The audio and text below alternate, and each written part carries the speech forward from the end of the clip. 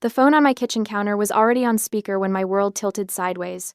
I'd been folding laundry socks, specifically, because that's what normal Tuesday afternoons look like when you're a mom of two. The basket sat between me and a pile of mismatched cotton casualties, and I was actually feeling pretty good about life.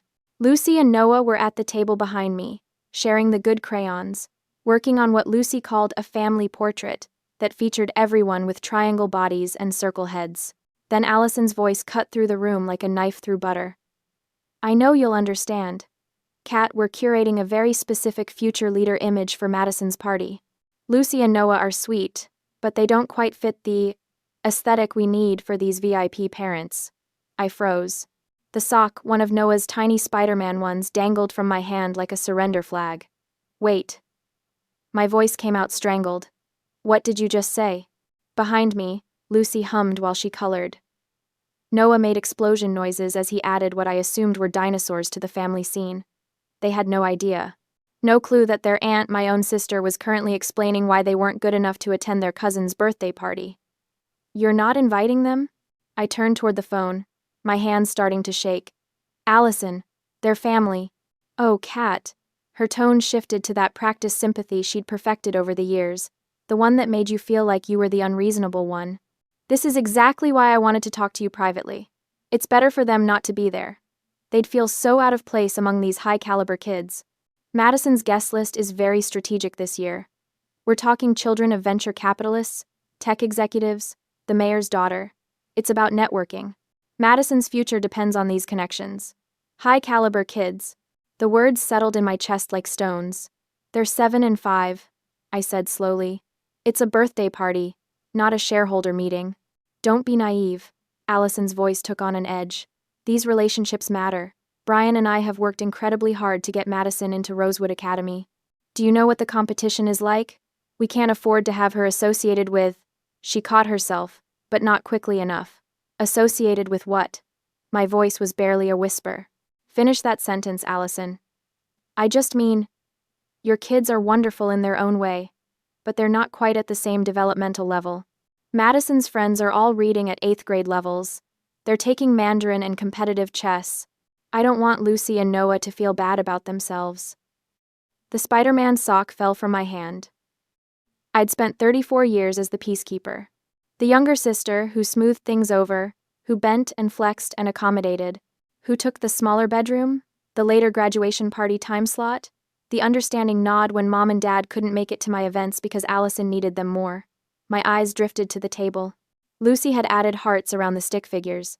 At the top, in her careful 7-year-old handwriting, she'd written family in letters that climbed and dipped like a heartbeat monitor. Something inside me cracked, not broke cracked, like ice on a frozen lake, that moment before everything shifts. "No," I said. "What?" "No, we're not coming, Allison.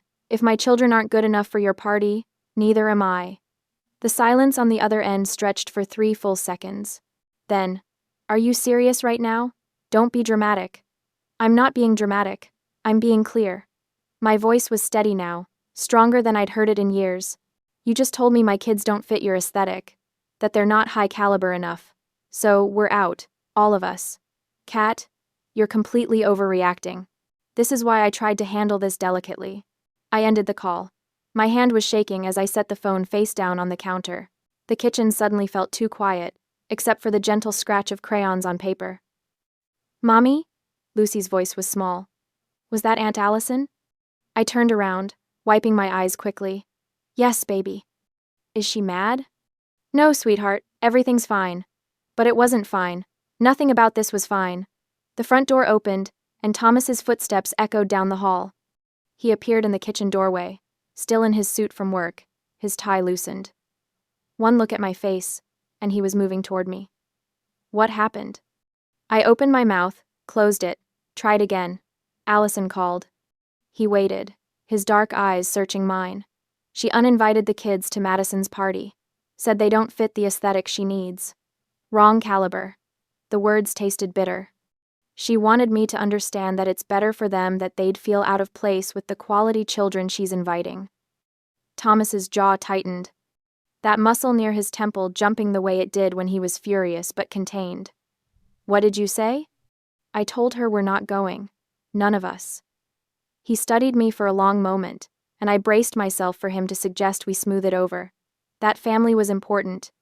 That maybe Allison had a point about the networking thing, that we should be the bigger people. Instead, he asked, "What do you want to do?" The question caught me off guard.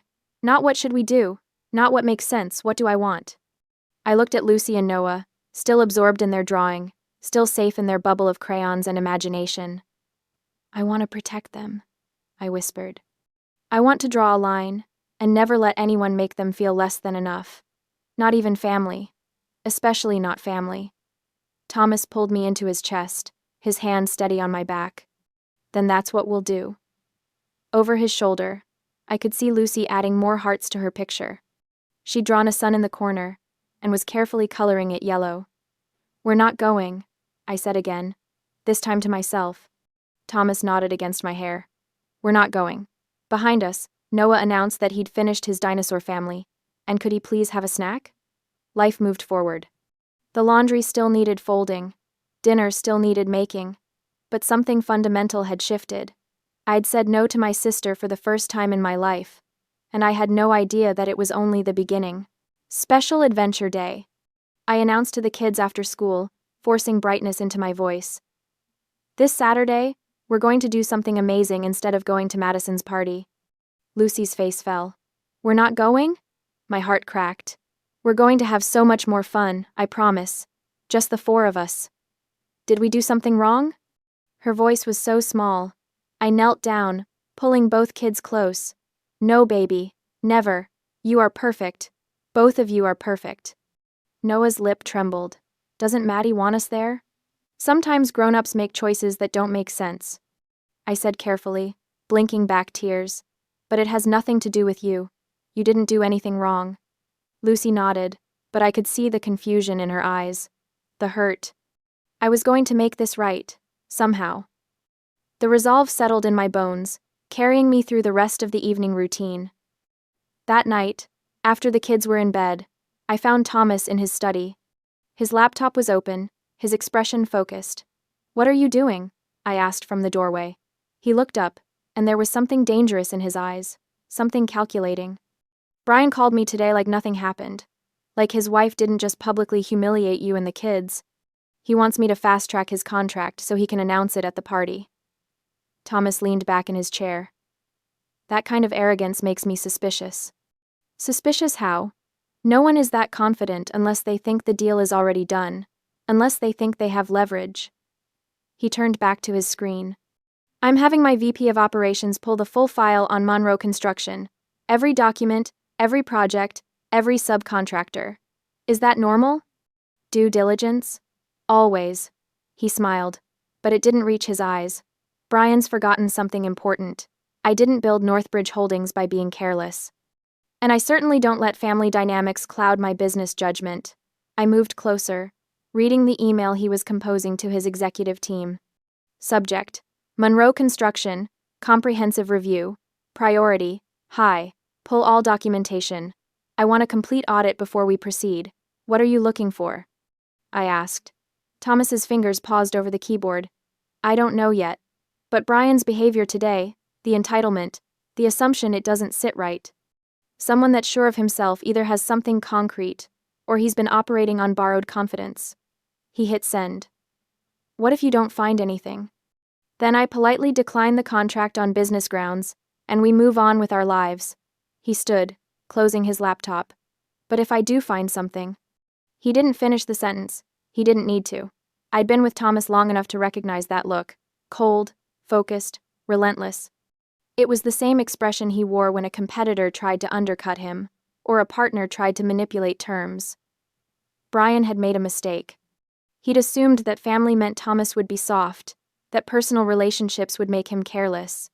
He'd forgotten that Thomas Baker didn't become a CEO at 36 by being anyone's pushover. "The party is Saturday," I said quietly. "I know." Thomas pulled me close, his hand warm against my back. "Let them have their party. Let Brian think he's won. We'll see what the audit turns up." In the darkness of his study, with my sister's words still echoing in my head, "They don't fit the aesthetic," I felt something shift inside me. I'd drawn a line by refusing to go. Thomas was preparing to defend it. And somehow, I knew this was only the beginning. Friday morning, I was making coffee when my phone buzzed with an Instagram notification. Allison had posted. I shouldn't have looked. I knew better. But my thumb moved before my brain could stop it. And there it was, a perfectly staged photo of gold-embossed invitations fanned across her marble countertop. Madison's name in raised lettering, some French script I couldn't quite read. The caption made my stomach turn. Sneak peek at tomorrow's celebration, exclusively for the elite. Quality over quantity, always. These future leaders deserve nothing but the best. Madison turns 10. Future leaders. No riffraff. Rosewood Academy. Networking done right. No riffraff. She'd actually typed those words. Hashtagged them. The comments were already rolling in. Mom had posted 3 heart emojis. Dad wrote, "So proud of you both." Brian's business partner commented, "Save me a scotch." No one mentioned Lucy and Noah. No one asked why we weren't on the guest list. It was like we'd been erased. I set my phone down carefully, afraid I might throw it across the room. Thomas walked in, took one look at my face, and picked up my phone. He read the post in silence, his jaw tightening with every word. "Saturday," he said quietly, setting the phone down. "The zoo. We'll take the kids to the Denver Zoo. Make it special." "The zoo," I repeated numbly. "Lucy loves the penguins. Noah wants to see the elephants." His hand found mine. "Let Allison have her perfect party. We'll have something better. Something real." We held on to that promise as the week bled into the weekend, and soon enough, the waiting was over. Saturday morning arrived bright and cloudless, the kind of perfect Colorado day that belonged in a postcard. We loaded the kids into the car with sunscreen and snacks, and I tried not to think about gold invitations and future leaders and Madison's party happening across town. Lucy was quiet in the back seat, staring out the window. "You okay, baby?" I asked. "Is Madison's party right now?" My chest tightened. "Probably soon, yeah." "Do you think she's having fun?" Thomas caught my eye in the rearview mirror, his expression gentle but firm. "Let it go. Focus on us." I think," I said carefully, "that we're going to have the best day ever at the zoo. Just us." Noah perked up. "Can we see the lions?" "We can see everything," Thomas promised. True to his word, 30 minutes later we were pulling into the parking lot amidst a sea of excited families. The Denver Zoo was packed, families everywhere, kids screaming with joy, balloons bobbing in the breeze. It was chaotic and loud, and completely imperfect. It was wonderful. We started at the penguin exhibit because Lucy wouldn't stop talking about it. She pressed her face against the glass, watching them waddle and dive, her earlier sadness temporarily forgotten. "Look, Mommy! That one's doing a flip!" Noah tugged on Thomas's hand. "Daddy, can penguins fly?" "Not in the air, buddy. But they fly through the water." We moved through the exhibits, the giraffes, the elephants, the absolutely massive grizzly bears, that made Noah gasp and hide behind Thomas's legs. We bought overpriced ice cream that melted too fast. We took terrible family selfies where someone was always blinking. It was messy and sticky and real. And then we got to the flamingos. Lucy had been holding my hand, chattering about how the birds were pink because of what they ate, something she'd learned from a nature show, when she suddenly stopped mid-sentence. There was a family near the fence. A little girl, maybe 8, wearing a birthday crown. Silver balloons tied to her wrist, spelled out, "Birthday, girl." Lucy's whole body went rigid. "Mommy," she whispered, "is it Maddie's birthday today?" "Oh no." "Yes, sweetie, but Grandma said we weren't shiny enough." Her voice cracked. "What does shiny mean? Does it mean we're dirty? I take baths every night." "Lucy, no." "Does Maddie hate us?" Tears started streaming down her face. "Did we do something bad? Is that why we couldn't come?" I dropped to my knees right there on the concrete path, families flowing around us like water around a stone. Noah was crying now too, his little face crumpling. I don't want to be not shiny. And something inside me just shattered. All the peacekeeping, all the accommodation, all the years of being the understanding younger sister who didn't make waves, it combusted in my chest like paper catching fire. I pulled both kids close, my hands shaking with rage and grief and fierce, burning love. "Listen to me," I said, my voice low and intense. "Both of you. You are perfect. You are kind and funny and smart and creative. You are the best parts of every single day. Anyone who can't see that anyone who would make you feel like you're not enough doesn't deserve you. Lucy sobbed against my shoulder.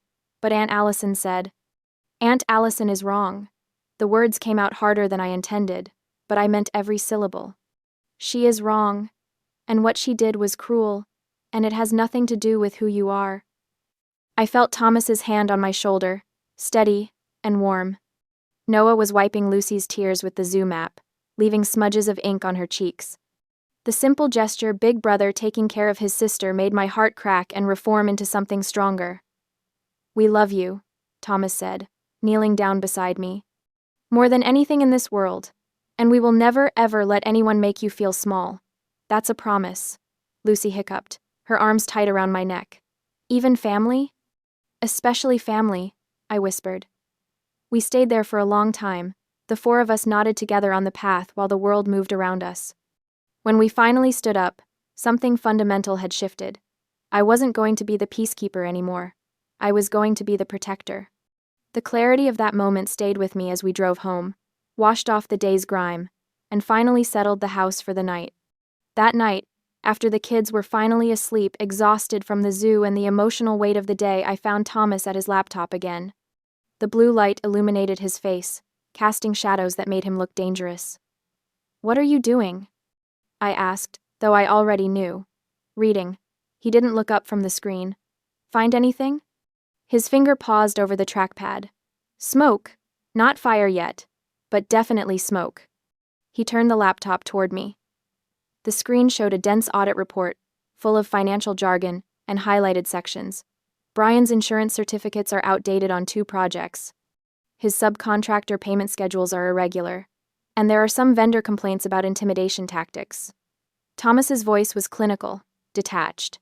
Nothing definitively illegal yet, but enough that I'm not comfortable proceeding without deeper investigation. What happens now? Now I ask for more documentation, safety records, liability coverage updates, subcontractor verification. He closed the laptop. Standard compliance check before a contract this size. Brian will think it's just bureaucratic process. But it's not. No. His smile was cold. It's not. He opened his email and began typing.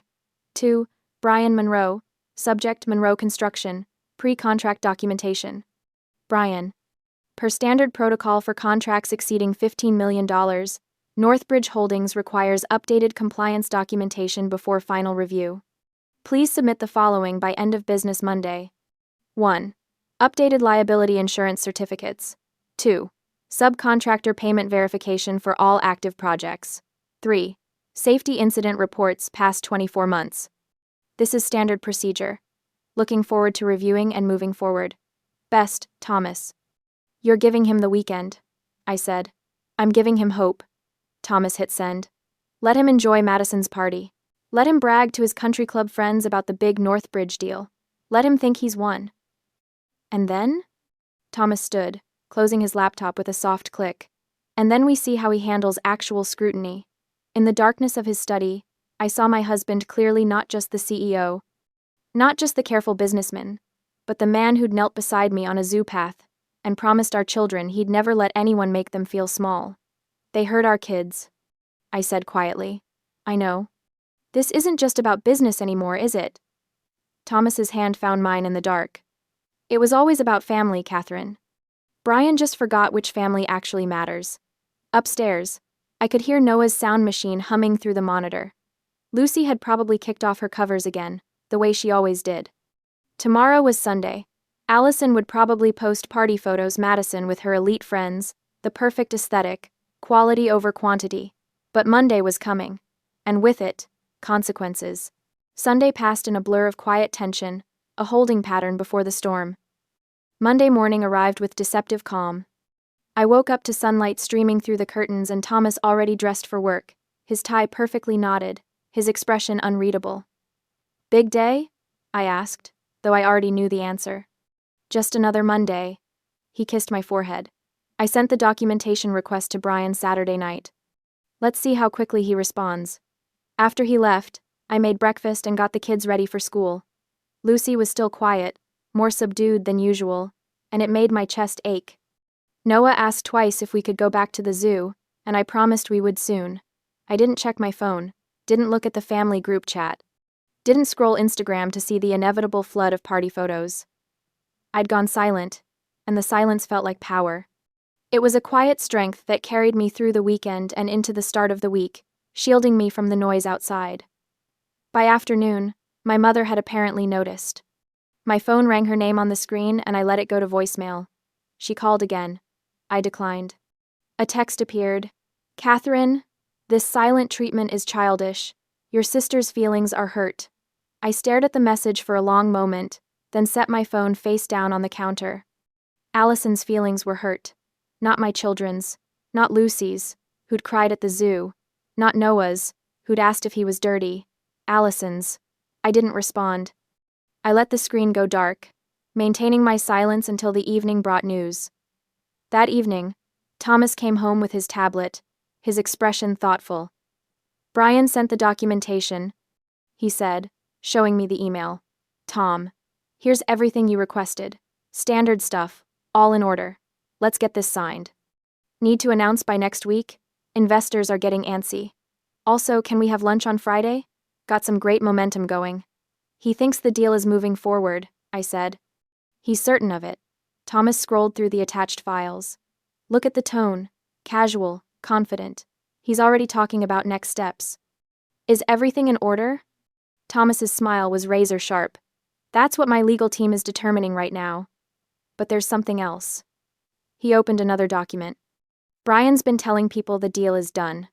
My assistant heard it from 3 different sources today.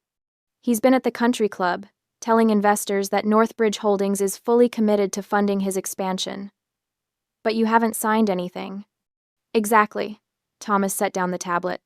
"So either Brian is prematurely celebrating, or he's been operating under the assumption that family loyalty would guarantee the contract.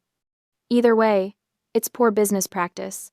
And if the documentation doesn't check out, then we have a bigger problem."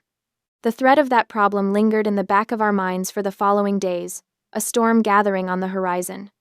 Thursday evening, while I was helping Lucy with her homework, Thomas's tablet pinged. He picked it up, read the screen, and went very still. "Catherine." Something in his voice made me look up. "What is it?" He didn't answer immediately, just kept reading, his fingers scrolling slowly down the screen. His jaw was tight, that muscle near his temple jumping. "Thomas?" "Brian's been using my name." His voice was flat, controlled. "For 18 months, he's been telling suppliers and subcontractors that the Northbridge deal was finalized. That I'd personally guaranteed his expansion funding." My stomach dropped. "What?" He turned the tablet toward me. It was an audit report, 47 pages of dense text and highlighted sections. The header read, "Monroe Construction, Comprehensive Review, Confidential." "Page 12, Thomas said quietly. "Safety violations. Minor but consistent. Corners being cut." He scrolled. "Page 23. Irregular subcontractor payments. Not illegal but ethically questionable." Scrolled again. "Page 47. His finger tapped the screen. "This is where it gets interesting." I leaned closer, reading the highlighted section. Subject: Brian Monroe. Findings indicate the subject has repeatedly invoked Northbridge Holdings and CEO Thomas Baker by name when negotiating with suppliers, stating that, "The deal is done, and my brother-in-law is backing me fully." Multiple vendors report feeling coerced into accepting lower bids based on these assurances. Cross-reference check confirms no such agreement was finalized during this period. The words blurred in front of my eyes. "He's been bullying people," I whispered. "Using your name to intimidate them. For a year and a half." Thomas's voice was ice. "Before we ever discussed the contract formally. Before any due diligence. He's been operating as if the money was already his. That's fraud. It's at minimum misrepresentation. At worst." Thomas closed the tablet. "At worst, it's criminal fraud." We sat in silence, the weight of the discovery settling over us. In the other room, Lucy was singing to herself some song from school about autumn leaves. Noah was building a tower with blocks, the soft clatter of wood on wood punctuating the quiet. They had no idea that their uncle was a liar, that their aunt had called them low caliber, that their grandparents had sided with cruelty. "What are you going to do?" I asked. Thomas picked up his tablet again, opening his email. 2. Jennifer Chen, Chief Legal Officer. CC. David Rodriguez, VP Operations. Subject: Monroe Construction. Contract termination. Jennifer, please prepare formal termination documentation for the Monroe Construction proposal. Grounds: material misrepresentation, unauthorized use of company name, and due diligence failures. Full audit report attached. I want a complete legal review by end of business Friday. Do not contact Brian Monroe until I give explicit authorization. SETAR. He hit send. "You're ending it," I said. "I'm protecting my company." Thomas set down the tablet and looked at me. "And I'm making sure Brian understands something important. Family doesn't mean I'm careless. It especially doesn't mean I tolerate fraud. When will you tell him?" "Monday." His smile was cold, calculated. Let him have his weekend. Let him make his plans, tell his investors, celebrate his inevitable success. Thomas stood, straightening his tie. He's going to need the good memories. I watched my husband, this man who'd knelt beside me at the zoo, who'd promised our children he'd never let anyone hurt them, and saw something fierce and protective burning in his eyes. "This is going to destroy his business," I said quietly. "He destroyed it himself." Thomas's voice was matter of fact. "I'm just declining to save him from his own decisions." Through the doorway, I could see Lucy and Noah's family portraits still hanging on the refrigerator. Stick figures with circle heads and triangle bodies, surrounded by hearts. "Family," written in crooked letters across the top. "Monday," I repeated. Thomas nodded. "Monday." And somewhere across town, Brian Monroe was probably celebrating, making calls, confirming investors, planning his big announcement. He had no idea the ground was already crumbling beneath his feet. The trap had been set. Now we just had to wait for it to spring. Monday morning arrived with surgical precision. I sat in my kitchen with a cup of coffee that went cold while I stared at the clock. 10 a.m. That's when Brian's meeting was scheduled. Thomas had left the house at 7:30, his expression unreadable behind his sunglasses. He'd kissed me goodbye, squeezed my hand once, and said nothing about what was coming. He didn't need to. I knew. I didn't have to witness it to know it was happening, though the details would come soon enough. Later, Thomas would tell me everything. How Brian arrived at Northbridge Holdings 15 minutes early, carrying a bottle of champagne in a gift bag. How he'd joked with the receptionist about celebrating. How he'd actually practiced his investor pitch in the elevator, muttering numbers under his breath. Brian thought he was walking into a coronation. He walked into an execution. Conference Room C was on the 14th floor, all glass walls and polished mahogany. The kind of room where million-dollar decisions happened over coffee and handshakes. Brian strutted in at exactly 10 a.m., his smile wide and confident. Then he saw the welcoming committee. Thomas sat at the head of the table, perfectly still. To his right, Jennifer Chen, Chief Legal Officer, her expression professionally neutral. To his left, Marcus Webb, Head of Risk Management, holding a tablet and wearing the kind of face that delivered bad news for a living. Brian's smile flickered. "What's with the welcoming committee? I thought this was just us, Tom." "Have a seat, Brian." Thomas's voice was arctic calm. Brian sat, but his hands were already fidgeting with his tie. "Is something wrong? Did legal find an issue with the paperwork? I can get revised documents by..." Thomas slid a manila folder across the table. The sound of paper on wood was deafening in the silent room. "Monroe Construction. Audit findings," Thomas said. 47 pages. "I recommend starting on page 12. Brian's laugh came out nervous, strangled. "What is this? Tom, we don't need a formal audit like this. We're family, not a publicly traded conglomerate. I sent you everything." "Due diligence," Thomas interrupted. "Something you should have considered before you started using my name without authorization." The color drained from Brian's face. "What are you talking about?" Jennifer opened her own folder, her voice crisp and professional. "For the past 18 months, you've been telling suppliers, subcontractors, and investors that Northbridge Holdings had already committed to funding your expansion. You invoked Thomas Baker's name specifically, stating the deal was finalized and guaranteed. That's just networking, building relationships. Everyone does that." "Everyone doesn't commit fraud." Marcus tapped his tablet. turning it toward Brian. We have documented testimony from 7 different vendors. You threatened them with loss of future contracts if they didn't accept your price demands. You told them that Northbridge was backing you, that Thomas had personally approved the partnership, and that anyone who didn't cooperate would be blacklisted. Brian's hands were shaking now. Those are misunderstandings. Business communication. You're taking casual conversations and twisting. Page 23, Thomas said quietly. You failed to pay subcontractors on the Riverside project for 43 days. When they complained, you told them the money was coming from Northbridge and they needed to be patient, but we had no agreement, no contract, no commitment. I was anticipating the deal. I needed to keep projects moving. You lied. Thomas's voice didn't rise. It didn't need to. You misrepresented your financial position, manipulated vendors using my company's reputation, and built your expansion plans on a foundation of fraud. Brian stood abruptly, his chair scraping back. You can't kill a deal over paperwork. We're family. This is ridiculous. Catherine is just being dramatic about the party, and now you're punishing me for... Sit down. The command was soft, but Brian sat. Thomas leaned forward, his hands folded on the table. This has nothing to do with the party. Though your character there was certainly revealing. You and your wife ranked children by social value. You excluded my son and daughter because they didn't fit your aesthetic. That showed me exactly who you are. Tom, come on. But this? Thomas tapped the folder. This is about business. You manipulated relationships for personal gain.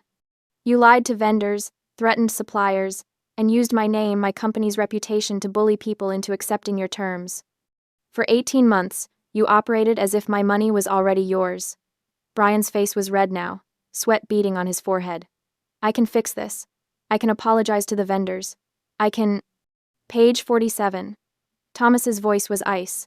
You told the Highlands Project investors that I was your brother-in-law, and that family loyalty guaranteed the Northbridge partnership.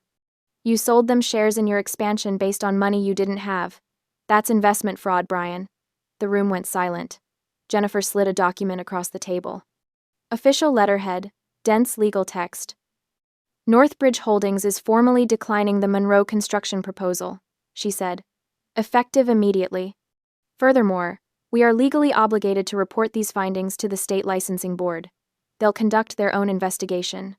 Brian stared at the letter like it was written in a foreign language. You can't. The licensing board? That could shut me down. I have projects in progress. I have employees. You have consequences. Thomas stood, buttoning his suit jacket. Which you earned. I built Northbridge on integrity, Brian. I don't cut corners, I don't manipulate people, and I sure as hell don't use my family connections to bully vendors. Please. Brian's voice cracked. Tom, please. The $18 million, it's my lifeline. Without it, I lose everything. The expansion, the investors, the lifestyle you couldn't actually afford. Thomas opened the folder again. You taught my children something valuable this week, Brian. You taught them that some people aren't worth having in your life, even if they're related. Especially if they're related. This is about the party. Brian's voice turned desperate, angry. You're destroying my business because of a stupid birthday party. No. Thomas's voice was final. You destroyed your business the moment you decided integrity was optional. I'm just declining to save you from your own decisions. He walked to the door, paused, looked back. The champagne was a nice touch, though. Very presumptuous. Thomas left. Jennifer and Marcus followed, taking their folders and tablets and the smoking ruins of Brian's future with them. Brian sat alone in conference room C, staring at the termination letter, the bottle of champagne sweating condensation onto the mahogany table. While he sat in the wreckage of his arrogance, my day continued with the rhythmic normalcy of household chores. My phone rang at 2:30 that afternoon. I was folding laundry, the same basket of mismatched socks that had been there when Allison first called. The symmetry wasn't lost on me. Allison's name flashed on the screen. I let it ring 4 times before answering. Catherine. Her voice was shaking with rage. What did you do? I'm doing laundry, I said calmly. What's up? Don't play innocent. Brian just got home. Her voice broke. You ruined us. Thomas destroyed his business. Over what? Over a birthday party? I didn't ruin anything, Allison. I stayed home and had pizza with my kids. You turned your husband against us. Brian is losing everything, the expansion, the investors, the licensing board is investigating him. Do you understand what you've done? I sat down slowly, the sock in my hand forgotten. What I've done? My voice was steady, calmer than I'd ever heard it. I drew a boundary. I said my children weren't going to be treated like they were worthless. That's all I did. This is insane! You're destroying our family over hurt feelings. No, the word came out sharp. You destroyed it when you called my kids low caliber, when you told me they didn't fit your aesthetic, when you publicly hashtagged no riffraff, like they were trash you were keeping out of your perfect party. It was just a party. And this is just business. I stood, walking to the window. Brian lied to vendors. He used Thomas's name to bully people. He committed fraud, Allison, for 18 months. Thomas didn't ruin him. Brian ruined himself. He was trying to build something. He was trying to give Madison opportunities. By cutting corners? By lying? By manipulating people? My voice rose despite myself. You both played games with people's dignity.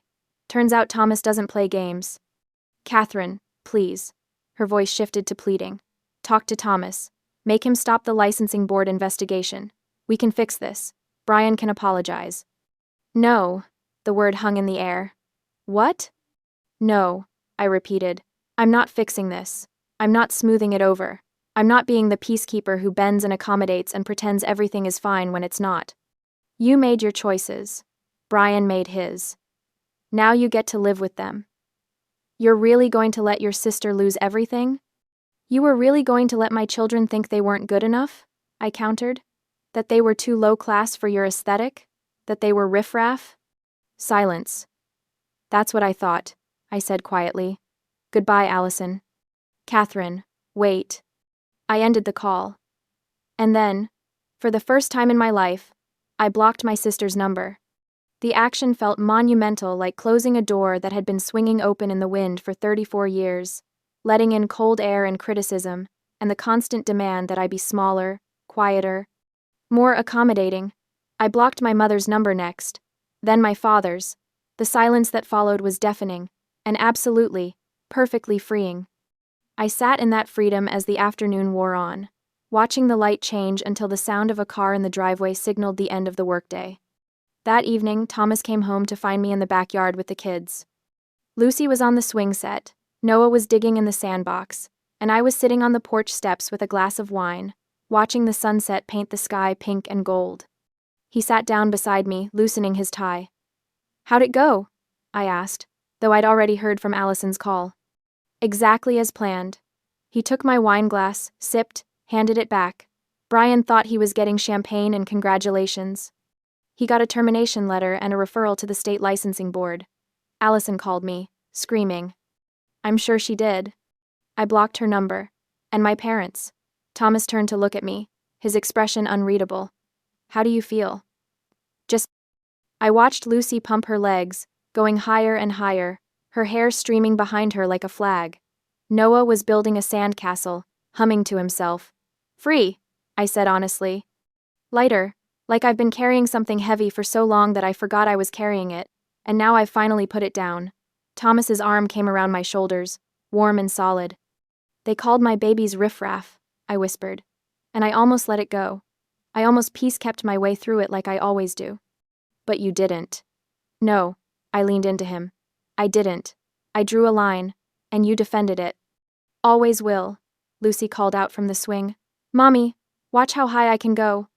I watched her arc through the air, fearless and laughing, and felt something settle in my chest, something that felt like peace but stronger, like armor made of love. Brian taught them they weren't good enough, I said. Now they'll grow up knowing that anyone who can't see their value doesn't deserve space in their lives. Even family, Thomas agreed, especially family. The sun sank lower, painting everything gold. Noah abandoned his sandcastle to join Lucy on the swings, and their laughter rang out across the yard like bells. Tomorrow, Brian would start dealing with the consequences of 18 months of fraud. Allison would face the social fallout of her crumbling status. My parents would get furious I wasn't answering their calls. But right now, in this moment, we had everything that mattered: dignity, boundaries, peace, and a family, our real family, that knew what love actually looked like. 3 months later, autumn had turned the Denver trees into flames of red and gold, but an unseasonably warm spell had gifted us a final taste of summer. I stood in my backyard on a Saturday afternoon, watching Lucy and Noah shriek with joy in the inflatable pool we'd dragged back out of the garage. Even though it was technically October, the sun was blazing, and the kids were splashing each other, and the 3 neighborhood kids who'd joined them. It was chaotic. It was messy. It was absolutely nothing like an exclusive, curated, aesthetically perfect party. It was better. "You're going to have mud tracked through your house for weeks," Jen said from her lawn chair, sipping lemonade. She was my closest friend from book club, and the only person I'd told the full story to. Worth it. I flipped a burger on the grill, the smoke curling up into the crisp air. Did you see Noah's face when Tommy from next door said he wanted to be on his team? Pure joy. That's what parties should look like. Paper plates were stacked on the picnic table, the cheap kind with cartoon characters on them, red Solo cups, a cooler full of juice boxes and beer. Hot dogs next to gourmet burgers because some of the kids were picky. It was the opposite of gold-embossed invitations and future leaders and networking opportunities. It was real. Jen studied me over her sunglasses. "Can I ask you something?" "Sure. Do you feel guilty? About what happened with Brian and Allison?" I considered the question while I turned the burgers. Did I feel guilty? Brian's construction company had downsized significantly. The state licensing board investigation had found enough violations that he'd been fined heavily and put under regulatory supervision. The big expansion he'd planned was dead. He'd had to let go of half his staff. Allison had quietly withdrawn Madison from Rosewood Academy. The tuition was too steep without the investor money they'd been counting on. Madison was at public school now, the same one Lucy and Noah attended. The exclusive social circle Allison had fought so hard to cultivate had evaporated when her financial status changed. Turns out those VIP parents were more interested in networking opportunities than actual friendship. The Instagram posts had stopped. No more hashtags about elite gatherings or future leaders. The last post I'd seen from a mutual acquaintance's story showed Allison at a grocery store in jeans and a ponytail. No designer dress. No perfectly curated aesthetic. Just a tired woman buying milk. "No," I said finally. "I don't feel guilty. Brian committed fraud. Thomas didn't make him do that. And, Allison," I paused, watching Lucy help one of the younger kids climb into the pool. Allison made choices about what kind of person she wanted to be. I just stopped letting those choices affect my children. That's very evolved of you. I laughed. 3 months ago, I would have been drowning in guilt. I would have called my mom crying, apologizing, trying to fix everything. But you know what I realized? What? I don't owe them my peace. I plated the burgers, grabbed the hot dog buns. I have peace right here. Why would I give that up to make people comfortable who were perfectly fine making my kids uncomfortable? Jen raised her lemonade in a toast. To boundaries. To boundaries, I agreed. We clinked our glasses, content in the moment, and the afternoon drifted on until a new sound broke the rhythm. At 3:30, I was refilling the lemonade pitcher when I heard a car pull up in the driveway. I knew that engine sound. Allison's SUV, the same black luxury vehicle she'd always driven, though now it looked like it actually got used instead of just detailed. There was a soccer ball in the back window. A car seat that hadn't been there before, probably Madison's younger brother's. My stomach tightened, but I didn't panic. I didn't rush to clean up or hide the paper plates or apologize for the chaos. I just waited. Allison got out of the driver's seat. She was wearing jeans, actual jeans, not designer ones, and a plain sweater. Her hair was in a simple ponytail. No makeup except maybe some lip gloss. She looked tired, real, human. Madison climbed out of the passenger side, holding a small wrapped present. She looked nervous. I walked around the side of the house to meet them, wiping my hands on my apron, the one that said Grill Master, that Thomas had bought as a joke. "Hi," Allison said. Her voice was quiet. "Hi." We stood there for a long moment, the sound of children's laughter floating over the fence. "I called first," Allison said, "but you blocked my number." "I did." So I took a chance that you might be home on a Saturday afternoon. She glanced at Madison. We brought a present for Noah. His birthday is this week, right? I nodded slowly. Noah turned 6 on Tuesday. Can we? Allison's voice cracked. Can we come in? I should have said no. I should have protected my peace, maintained my boundaries, sent them away to preserve the hard-won serenity I'd built over the past 3 months. But Madison was looking at me with hopeful eyes, and Lucy was shrieking happily in the backyard, and I realized something important. I wasn't the peacekeeper anymore. I didn't need to fix everything or smooth things over or pretend like nothing had happened. But I could decide, on my terms, what forgiveness looked like. Come on, I said, gesturing toward the backyard. Fair warning, it's chaos back there. Allison's smile was small, genuine. I think we can handle chaos.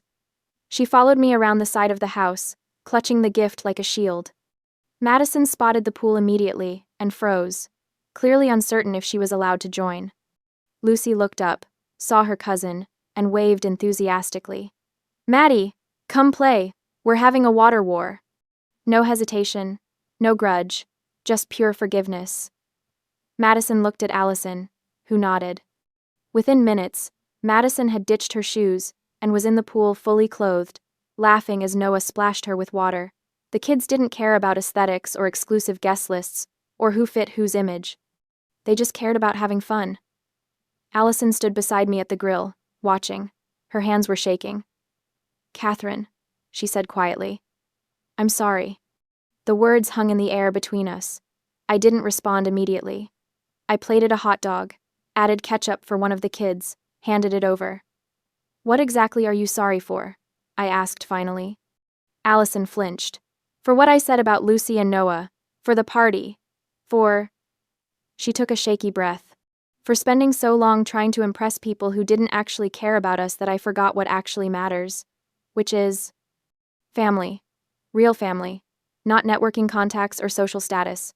She wiped her eyes. The people at that party? The ones I was so desperate to impress? They dropped us the second Brian's business tanked. Madison's friends from Rosewood stopped returning our calls. Those VIP parents I wanted to network with? They pretended they didn't know me at the grocery store. I handed her a paper plate with a burger. She stared at it. It's not fancy, I said. No gold leaf or truffle oil, just a burger. It's perfect. Allison took the plate, her voice breaking. Catherine, I lost everything trying to look like I had everything. And you actually have everything. Real friends, kids who are happy, a husband who protected you instead of asking you to sacrifice your dignity for business deals. Thomas protected the kids. I corrected. I just stopped letting anyone make them feel small. That's what I should have done. Allison sat down at the picnic table, the paper plate in front of her looking absurd next to her designer purse. I should have been proud of Madison for who she is, not who I wanted her to impress people with, and I should have let her be around her cousins who actually love her, instead of fake friends who only cared about her last name.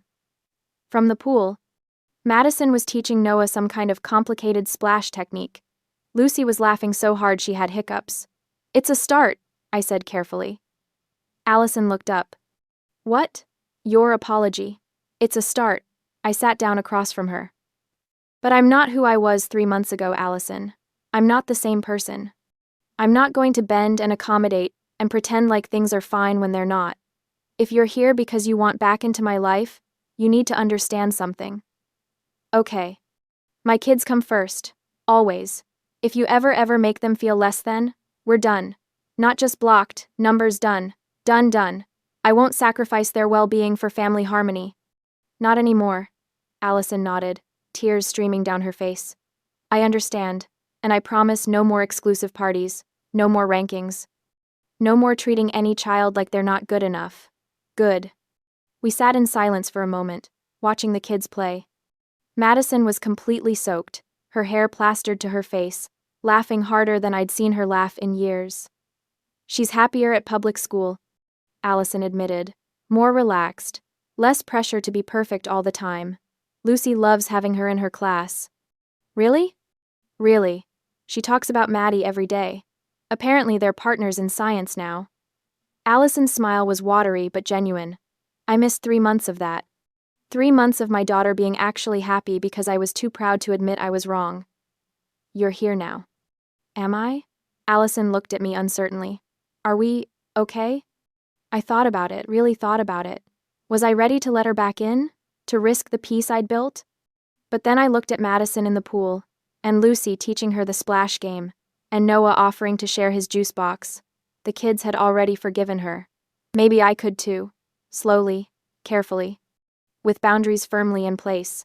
It's a start, I said again. But Allison? I'm not the same person I was. I don't keep peace at the expense of my sanity anymore. I don't accommodate cruelty. And I don't apologize for protecting my family. I don't want you to. Allison reached across the table, her hand hovering near mine. I want to learn how to be like you. Strong, clear, unafraid to draw lines. I didn't take her hand, but I didn't pull away either. Eat your burger, I said. It's getting cold. She took a bite, and we fell into a companionable silence that lasted until the shadows stretched long across the grass. Thomas came home at 5 to find a backyard full of soaking wet children, a cooler full of empty juice boxes, and his wife laughing with her sister over paper plates and cheap beer. He raised an eyebrow at me. I shrugged, smiling. He understood. He always did. Later, after everyone had gone home, and the kids were finally in bed exhausted, happy, smelling like chlorine and hot dogs, Thomas found me on the back porch. The sun was setting, painting the sky in shades of orange and purple that no Instagram filter could replicate. He put his arm around me, pulling me close. Allison came by, I said. I saw. She apologized. Did you accept? I said it was a start. I leaned into him. I'm not who I was, Thomas. I can't go back to being the person who bent and accommodated and kept peace at any cost. I don't want you to. He kissed the top of my head. I like who you are now. Strong. Clear. Unafraid. I learned from the best. We sat in comfortable silence, watching the sky fade from orange to purple to deep blue. Brian's business survived, Thomas said eventually. Smaller, supervised, but alive. I know. Allison's working part-time at a bookstore. Madison's thriving at public school. I know that too. Do you regret any of it? I thought about Lucy crying at the zoo, asking if she was shiny enough. I thought about Noah wiping her tears with a zoo map. I thought about 3 months of peace, of boundaries, of learning that family doesn't mean accepting cruelty. No, I said firmly. Not even a little bit. Good. Thomas's arm tightened around me. Because our kids learned something invaluable. They learned that dignity is expensive, but it's worth every penny. They learned that they don't need everyone's approval, just the love of people who see their true value. In the darkness, I could hear Lucy's sound machine humming through the baby monitor. Noah had probably kicked off his covers again. Tomorrow, life would continue. Allison might call she had my new number now, cautiously given, or she might not. Either way, I'd be okay. Because I'd learned something too. I'd learned that peace isn't the absence of conflict, it's the presence of boundaries. I'd learned that family doesn't mean tolerating cruelty, it means protecting the people you love from it. And I'd learned that sometimes the most loving thing you can do is draw a line and refuse to cross it. Thank you, I whispered to Thomas. For what? For seeing our kids' value, for defending them, for showing me that being strong doesn't mean being cruel, it just means being clear. Always, he promised. The stars came out one by one, pinpricks of light in the deepening dark. And in my messy, chaotic, perfectly imperfect backyard, surrounded by the evidence of a day full of real connection and authentic joy, I felt something I hadn't felt in years, complete and total peace. Not because everything was perfect, but because I'd finally learned that I didn't need it to be.